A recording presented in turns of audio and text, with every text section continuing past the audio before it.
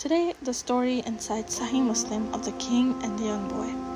Many scholars would attribute this to the story to the events between Dunavest and the Christians in Yemen. It would say that the king was Dunavest and the story is in Sahih Muslim. We'll go over it. It says that the king used to deal in magic and he had a sorcerer as his advisor. So this sorcerer was growing old in age and he told the king that I might pass away in any moment. So I need to train someone to take my place. I need to inherit my skills to someone who would carry on. So they tried to find a very bright and intelligent young man, and they handpicked a young man, and they assigned him as an apprentice with the sorcerer. So he was supposed to leave very early on in the morning from his house and go and study under the sorcerer, and then come back home at night. Now this young man on his way towards the sorcerer saw a worship place, and he heard prayers coming in from this place, which were different.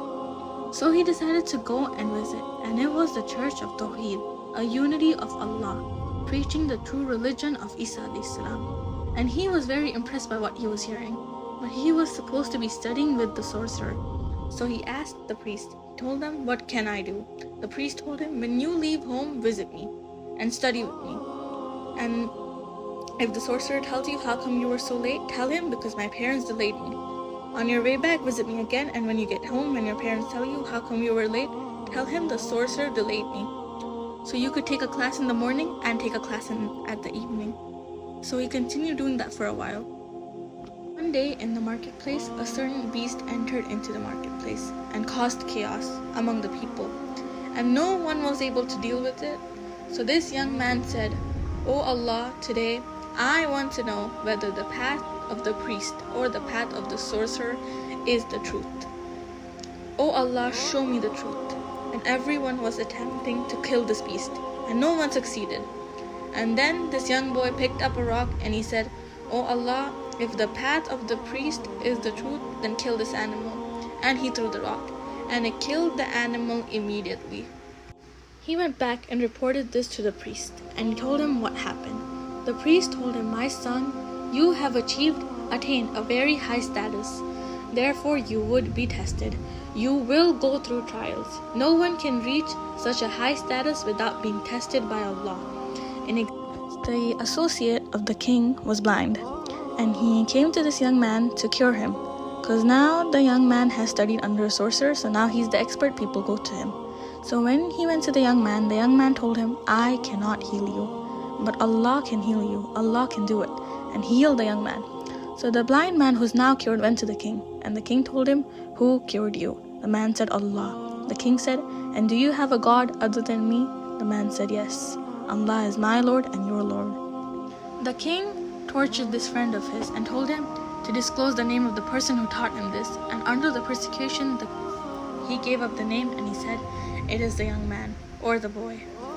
Now they brought in the boy and they started to torture him, and the boy, under duress and pain, did give up the name of his teacher, the priest.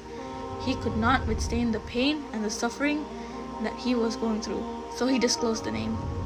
Now they brought the priest and they told the priest to give up his religion, and he refused. So they brought a saw and they placed him on top of his head and they cut him in two, but he refused to give up his religion. This is the courage that he had, and this is the perseverance and the patience. He gave up his life. He was tortured brutally, but he never gave up his religion. They're left with the boy. So the king ordered a group of soldiers to carry this boy and throw him from the top of the cliff.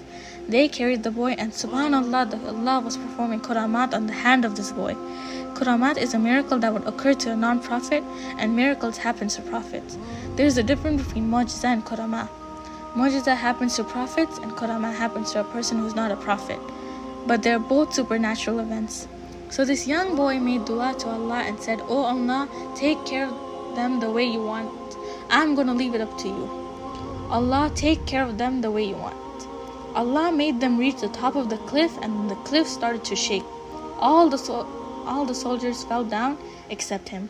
And now this boy is walking back, and he entered into the palace of the king. "Here I am again." This king appointed another group of soldiers to take him. Obviously the soldiers are disposable with this king. So he appointed a group of soldiers to take him into a ship, and when they reach into deep waters, just throw him in the water. So they were on his boat and he made the same dua again. "O Allah, take care of them the way you want." The boat capsized and they all drowned except him. He went back to safety. So he went to the king, and the king was ready to appoint a third group of soldiers to take him. The boy told him, "Wait, you are not able to kill me unless you do what I tell you." The king told him, "What is it?" The boy said, "You tie me to a tree and gather everyone, and you bring an arrow and say Bismillah, the Lord of the boy. Then you'll be able to kill me." So the boy told him the prescription on how to kill him, because he told the king how it is possible to get rid of him. If he didn't, he would have survived.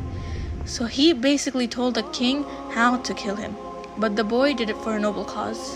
What happened is that the king followed the instructions and publicly said Bismillah in the name of Allah and the Lord of the boy, and the arrow hit him right in his head and he immediately died. But the result of that action was that everyone who attended became Muslim. So he did it for da'wah. He gave up his life so that everyone else would live, because a person is dead without Islam. The advisors of the king told him, "What you were afraid of happened." I mean, the whole purpose of killing this boy was to get rid of his religion, and here we are stuck with our whole nation becoming Muslim. In this case Christians, but this is the oneness of Allah.